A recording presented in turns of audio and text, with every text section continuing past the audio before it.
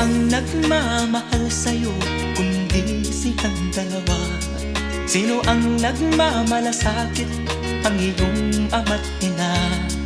Sila ang naging daan, kaya ika'y nabubuhay sa mundo.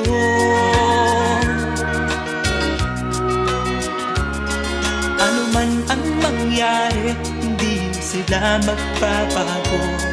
Ang mga magulang mo'y laging nagmamahal sa'yo. Kahit na nasasaktan, kahit na sila'y di mo pinapansin.